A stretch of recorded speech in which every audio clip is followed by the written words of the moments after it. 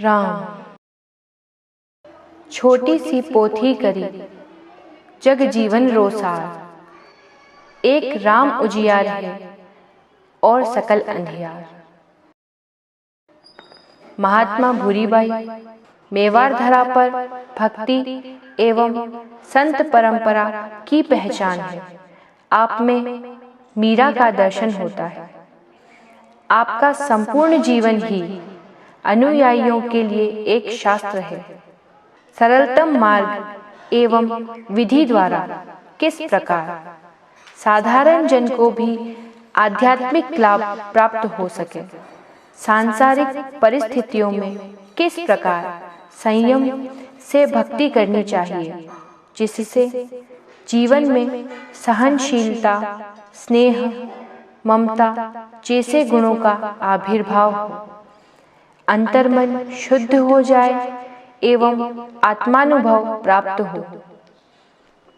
मौन रहकर ध्यान एवं स्वाध्याय द्वारा साधक आत्मदर्शन को उपलब्ध हो सकता है। यही आपका मूल संदेश रहा। आपने अपने आश्रम के बाहर लिखवाया चुप, जिसकी संत ठाकुर राम सिंह जी ने सुंदर व्याख्या की है। चुप साधन चुप साध्या, चुप माँ चुप समाए, चुप समझियारी समझ है, समझे चुप हो जाए। आपने कई संतों एवं भक्तों के अनुरोध पर एकमात्र पुस्तक का लेखन किया, जिसको काली पोथी के नाम से जाना गया। धोला काला रे सिवा जग में तीजो नाय, धोला रो अज्ञान ही काला जीवन जाए। आचार्य रजनीश ने उसे संपूर्ण शास्त्र से परिभाषित किया।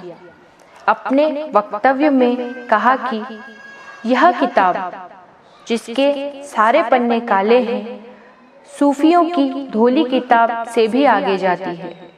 कहा कि भूरीबाई अनूठी स्त्री थी, शास्त्र जाने नहीं और सत्य जान लिया। मेरी उनसे कई मुलाकात हुई, पर ना एक प्रश्न बाई ने पूछा, ना ही मुझे कोई उत्तर देने की जरूरत पड़ी। बाई प्रेम और ममता की साक्षात मूर्ति थी। वो अपने साथ एक ऐसी हवा लाती है जो सबको आनंदित कर देती है। ध्यान बाई को सहज उपलब्ध है। भूरीबाई का जन्म आषाढ़ शुक्ल 9 जुलाई 1892 को हुआ। माता केसरबाई एवं पिता रूपाजी अत्यंत धार्मिक प्रवृत्ति के थे। आमेट में आपका ननिहाल था। सरदारगढ़ के इसी स्थल पर आपका बाल्यकाल सादगी से व्यतीत हुआ। आपका विवाह नाथद्वारा निवासी फतहलाल जी सुथार के साथ संपन्न हुआ। संसार को असार जानकर आप आध्यात्म की साधना में संलग्न हुई। पारिवारिक जिम्मेदारियों को निभाते हुए आप ध्यान की साधना करती रही। आपकी ध्यान पद्धति असाधारण रही। भूख, प्यास, निद्रा का परित्याग कर सतत पर ब्रह्म का ध्यान करना। आपकी मेवाड़ के तत्कालीन संत महाराजा चतुर सिंह जी से मुलाकात हुई। बाबूजी ने ध्यान के साथ आध्यात्मिक ज्ञान पर भी जोर दिया। इस हेतु आपने संतों की सेवा और सानिध्य को अपना लक्ष्य बनाया। आपको कई संतों का सानिध्य, सत्संग, अतिथि सत्कार एवं सेवा का अवसर प्राप्त हुआ, जिनमें वृंदावन के संत शरणानंद जी महाराज, योगेश्वरानंद जी, चित्तौड़गढ़ के प्रसिद्ध सूफी चलफीर शाह, कपासन के दीवान शाह जी, महात्मा नारायण स्वामी, जैन संत शांति विजय जी महाराज, स्वामी माधवानंद जी, ठाकुर राम सिंह जी, आचार्य रजनीश, स्वामी आत्मानंद जी, स्वामी सनातन देव जी, स्वामी अखंडानंद जी। सरदारगढ़ के इसी स्थल पर भाया भील के पिता की बनाई झोपड़ी थी, जिसके बाहर बाई ध्यान करने बैठती थी। यहीं आपको ध्यान फलित हुआ। आत्मदर्शन का यह स्थल इसका गवाह है। यहाँ आने वालों को आज भी परम शांति महसूस होती है। इस स्थल पर बाई की चरण रज को सहेज कर रखा गया है। आपने शास्त्रों में वर्णित अद्वैतवाद की धारणा के अनुरूप ईश्वर के सगुण निर्गुण रूप एवं शास्त्रों से अधिक आत्मज्ञान पर जोर दिया। संत नारायण स्वामी बाई को मीराबाई का अवतार मानते थे। आपने ही बाई को अलख नाम दिया। महाराज शिवदान सिंह जी के प्रयास और बाई के सानिध्य में रहने वालों ने नाथद्वारा में इस स्थान पर आश्रम का निर्माण कराया, जिसका नाम अलख आश्रम रखा गया। यह स्थल सर्वधर्म सद्भाव का प्रतीक बना। हिंदू, मुस्लिम, जैन, आस्तिक और नास्तिक सभी की आस्था का केंद्र बन गया। बाई आश्रम में आने वाले संतों को अपने हाथों से भोजन बनाकर आग्रह पूर्वक ग्रहण करवाती थी।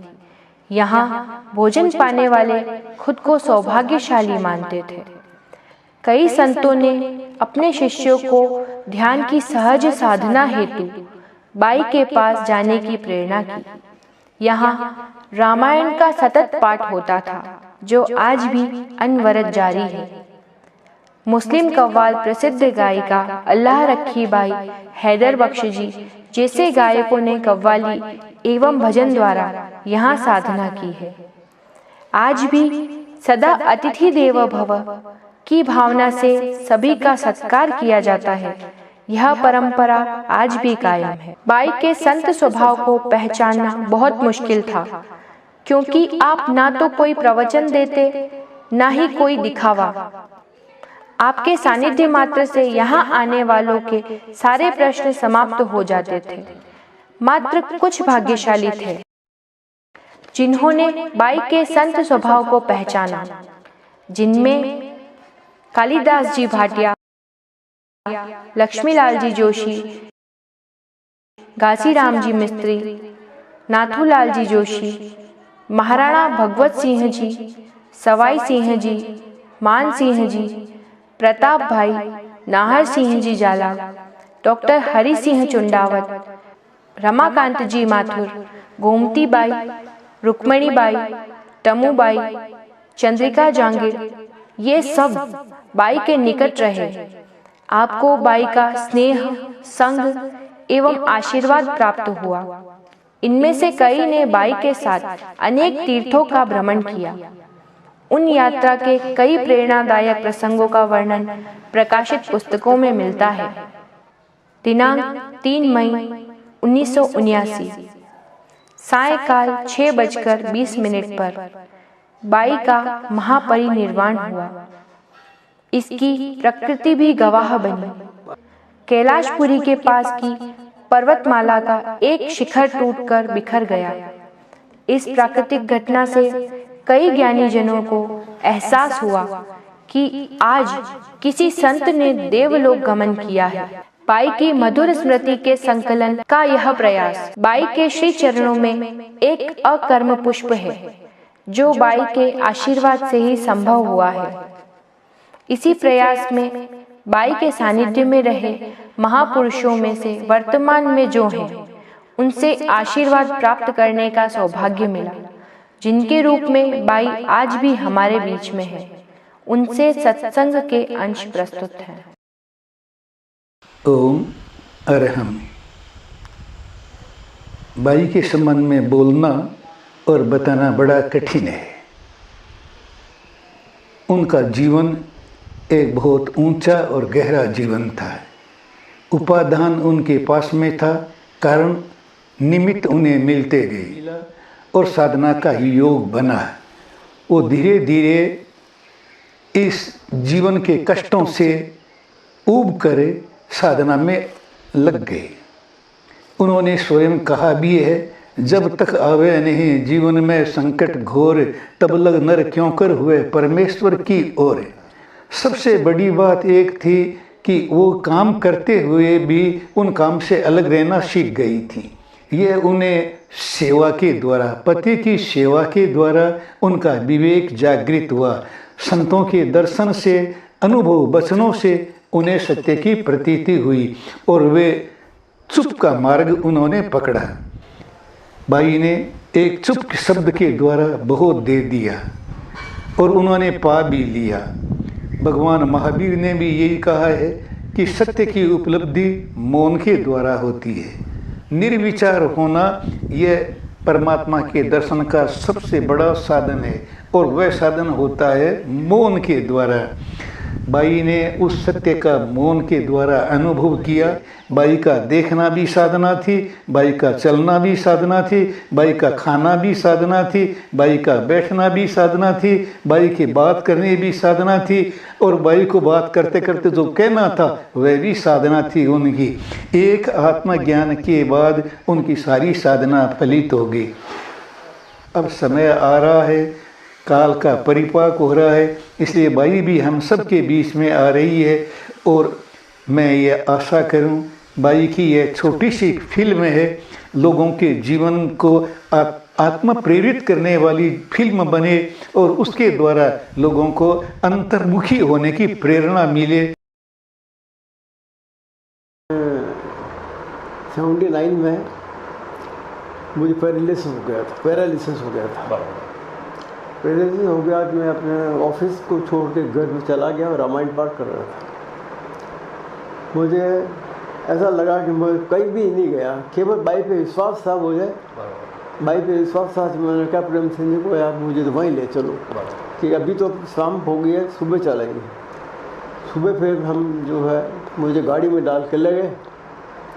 वहाँ ले गए तो बाहर दरवाजे बाहर भी मुझे थोड़ा सा अच्छा महसूस होने लग गया। उसके बाद मैं ऊपर गया, उनके बाइक के धो गई और वहाँ बैठा तो उसी वक्त मैं पूरा शरीर से बिल्कुल स्वस्थ हो गया।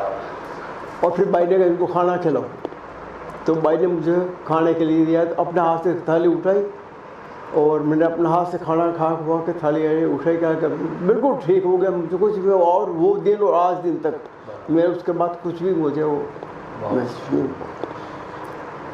तो मैं है फिर शाम को आ गए। फिर मैंने कहा यहाँ तो भीड़ इकट्ठी हो जाएगी, नहीं तो भीड़ इकट्ठी हो जाएगी, इसलिए आवड़ी माता जाओ आप।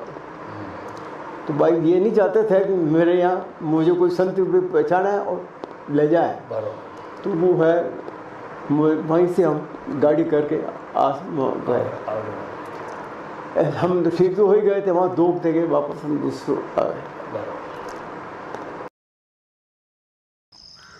वाण बेटा बाण बे गया, इन्हें मार लेने फिर वो लग गया। मैं क्यों यार भाई तो मैं बोले बोलावना भाई ने मेरी तरह आपने तो मैं उठी रही है जैसा उठी रही है पूछ रही है। तो एक कोई आदमी आयो भाई बात चढ़वा लग गया, मारा फेरी रहा बात फिर रहा। और मैं क्यों भाई बोले मारा फेरता था नहीं बोले तो बात नहीं है। तो मैं भाई ने क्यों मैं क्यों भाई हर क्यों उठे खुद ही भाषा में क्या उठता भी नहीं रहा नहीं करना। मैं क्यों हुदा क्यों नहीं उठे। तो हुदा उठो न ऊंदा उठो आपने नंगो लेना देना। ये जना भाटा में कहीं नहीं उठे संजान भी क्यों थी अना रूबड़ा में नाना में कहीं नहीं उठी रही थी गयो नहीं दे दिया स्टेशन में सापड़िया इसे मुँह मुँह नहीं करे न आप ही मुँह मुँह चढ़ा के जो वह भणारी सरपा ने भणारो वहाँ दृष्टि अति यूँ एकदम यूँ मेई जी मारे में कि यार बात तो बिल्कुल सही है। आपने कहीं लेना देना नहीं प्रकृति अलग है आप ही अलग नहीं यूँ एकदम यूँ वेज आप तो बिल्कुल तटस्थ कहीं लेना ही देना नहीं एकदम वो 2 दिन रह गयो बेटे रह गयो ने पछे मैं जो बाई जाऊँ तो पाछो वेगो आ जाए। और वाह सब मुझे 3 बजे भाई उठा भी देता मुझे फरोता तो माते वह बे देता बात करता अत्र दृष्टि उन्हें अत्री विभोर दृष्टि नीम दृष्टि के अपन ने बिल्कुल शत देता विभोर गोद में बुढ़ी था। हाँ वकील साहब ने क्यों यो वकील साहब तो एक डायरी देखी है डायरी देखी पछे वकील साहब ने क्यों कि देख पेटानी होटे आवे न होटानी कोटा रहा है पछे लोग वांदड़ा था है डायरिया नहीं लिखनी। पहले मारे बाण चुप लिखो लोगो हाँ ऊपर पछे मोने जो है धीरे धीरे चुप रहो बगड़ायो मैं लिखो चुप मायने जो मैं लिखवानो मतलब जो भी सके कि परमात्मा तो मौन स्वरूप है ही है मौन स्वरूप है और हमें कहीं हलचल नहीं है अरे नंदा जी से फोन कर लो बहुत अद्भुत हाँ भाई वो स्वभाव के यहाँ पे कल्पना ही नहीं कर सका बरोबर पर मतलब जो भी हाँ मन में अखंड मौन में बरोबर सब पाने मिठाई भोजन कराई ने पहला रमण कर देता बरोबर बाहर पचे बात न पता था बरोबर जो बने पहले पहुंचे जाता बटे ठिकाने में बटे बच्चे सब व्यवस्था करे थे व्यवस्था चाय करी वगैरह दूध सब खुद हाथ में खुद हाथ करता है भाई सब सबने प्रेम हो सबने जिमा होता है यह बात तो सही है बल उतरो कि एकदम बड़ी बड़ी बाल्टियाँ हाँ जो भैंसा में न पानी पावनो जो वनारे वो ठंडो नहीं पावे हाँ जो कूलर हो पानी। बदल गया अच्छा दो ही बाल्टियाँ जो मुँह हमो क्यों देखो मुँह है हाँ तो मुझे एक बाल्टी में वजन लेगा वो तो चौपन बड़े छत आकड़ी ओ बाप रे जो मैं रिद्धि के आप नहीं चाल दी बरोबर मैं क्यों सार लेऊं लेकिन थोड़े क्यों न मेल नहीं पड़ी पाती रैंप ले वाला रेम बोले ना अरे भाई पाती ले दे आप बरोबर तो मना जाने को कि फूल उठाए बाजू बरोबर बरोबर एक अद्भुत कला है बरोबर बाहर कठे मुकाबलो नहीं सैकड़ों संतरा दर्शन किया पर निराला ही था निराला और रामकृष्ण बाजी केवला वाला तो ऐसा कवि आकर चटपट तत्काल कविता बने देता भाई बोलती भाई उधर एकदम भाई आई करी के पास घर बैठा गंगा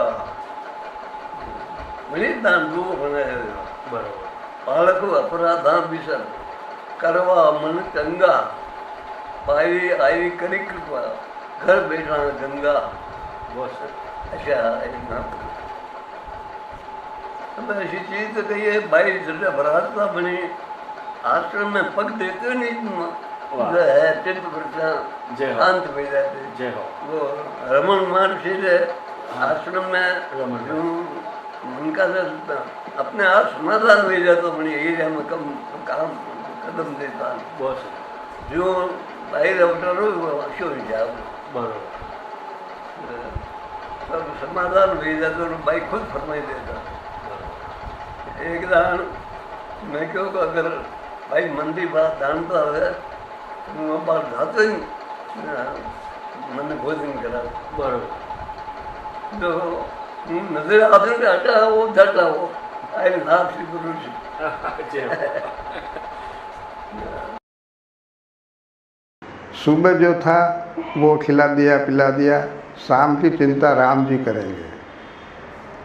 शाम को जो था खिला दिया पिला दिया, जो बचा पड़ोस में अड़ोस में बांट दिया। सुबह की चिंता भगवान को है। इतनी भगवान के ऊपर श्रद्धा, इतनी भगवान के ऊपर आस्था, 24 घंटे ध्यान में रहते भाई, हर समय ध्यान में ही रहते। शाम के समय 8 बजे हम लोगों को सबको सो जाने का आदेश होता। 9 बजे बाई वापस उठ जाते। 8 बजे बिस्तर पर थोड़ा आराम करते, 9 बजे वापस उठ जाते और 2 बजे तक बाई बिस्तर पर ध्यान मग्न होकर के बैठ जाते, माला हाथ में। 2 बजे 1 घंटे के लिए वापस बिस्तर पर रेस्ट करते हैं, विश्राम करते हैं। फिर 3 बजे उठ करके वो खुद चाय बनाते हैं, बहुत बड़ा बर्तन में, और चूल्हे पर रख देते हैं। 5 बजे बाद भाई के बहुत सारे भक्त दर्शन के लिए आते हैं, तो उनको वो चाय स्वयं हाथ से ले लो, पी लो और जाओ। बैठने का नाम नहीं। तो इस तरह से लोगों के लिए बाई एक प्रेरणादायक बने रहे। और आज भी हमारे जीवन में बाई का इतना महत्व है कि हम कभी उनको भूल नहीं सकते। हम आज भी बाई के अलग आश्रम में सत्संग भजन कीर्तन होता है, बहुत सारे लोग आते हैं, सत्संग का आनंद लेते हैं और बाई की प्रेरणा से, बाई के बताए हुए मार्ग पर चल कर के उन्होंने अपने आप को धन्य बना लिया है।